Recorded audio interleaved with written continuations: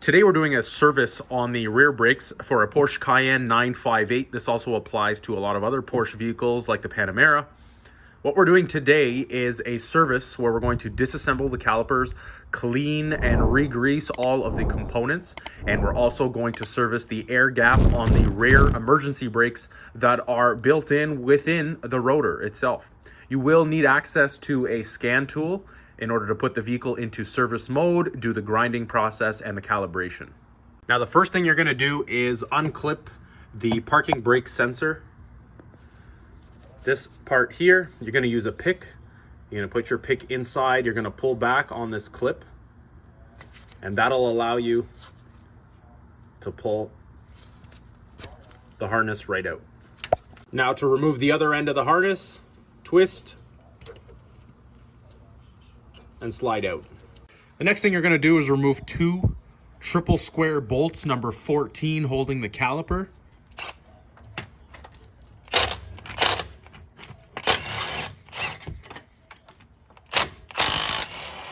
To make it a bit easier to remove the caliper, you're going to spread these pads just a little bit and push the piston in.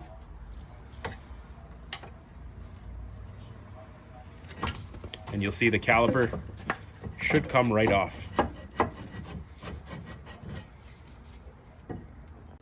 So to do the cleaning, we're going to remove the pads.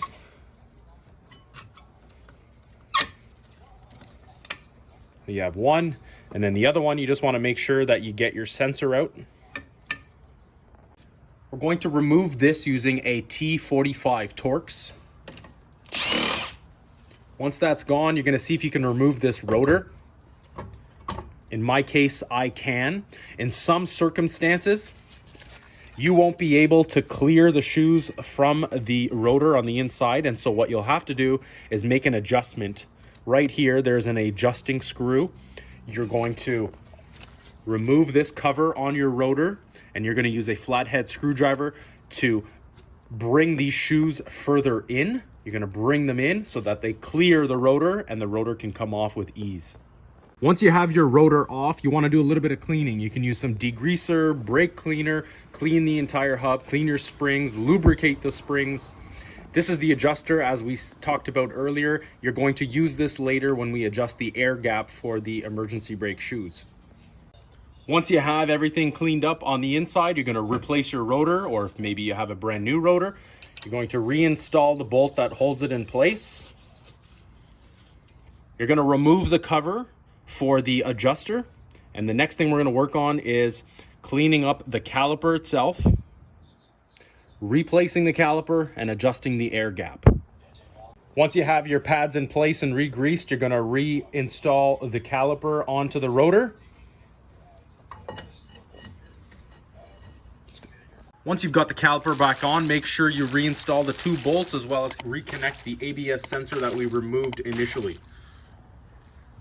I'm now going to show you how you adjust your air gap for the emergency brake shoes. We removed a bolt earlier, which gives you access to the adjusting screw.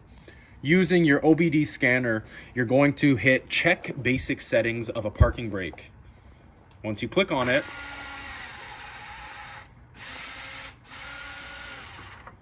it shows you that it tensioned it, it then released it, and when you hit next, it will show you the air gap for both left and right actuators.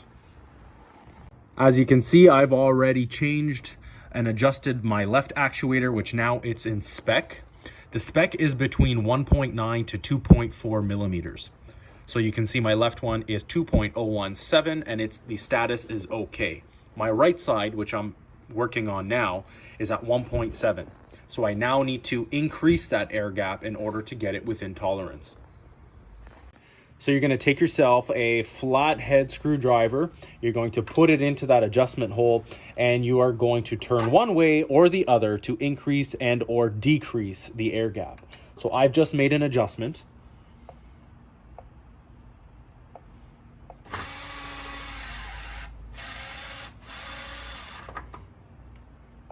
And now you'll see I'm at 2.199, which is within tolerance.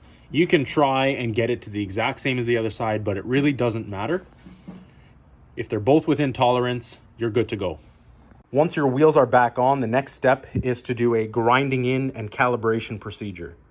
If your parking brake is in service mode, there's no way to get out of it without doing the proper procedure, which is the grinding in and the calibration procedure. We now have to perform the grinding in procedure. It asks you whether or not the rear brakes or discs were changed. And this is the procedure. The vehicle must be at a standstill at the beginning of the grinding procedure. After pressing OK, you're going to accelerate the vehicle between 10 and 20 kilometers an hour, or 6 to 12 miles per hour, over a distance of 15 to 30 meters. Once a signal tone appears to start driving, another signal tone appears for you to stop the drive. At that point, you bring the car to a standstill, and after the end of the drive, the brake is released and a signal tone is prompted again for you to start driving again. So we're going to be doing this 8 times in total for this to be complete. We're going to go ahead and hit the OK button. And we should hear a tone telling us to start driving. It tells you to slowly accelerate the vehicle to 10 to 20 kilometers an hour. We have 8 seconds remaining. Okay, now we're driving. So I've completed the grinding in procedure. It took 8 times. Once you're done the 8 times, you can then move on to the calibration.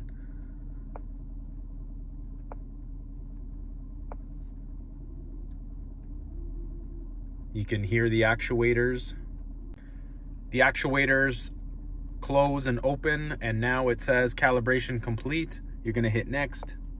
Once you've completed the grind in and the calibration process, you can exit out of your OBD scanning diagnostic and start driving. Once you start driving, the service light for the emergency brakes should disappear. If they don't, then manually go in, scan the system, and delete any remaining codes.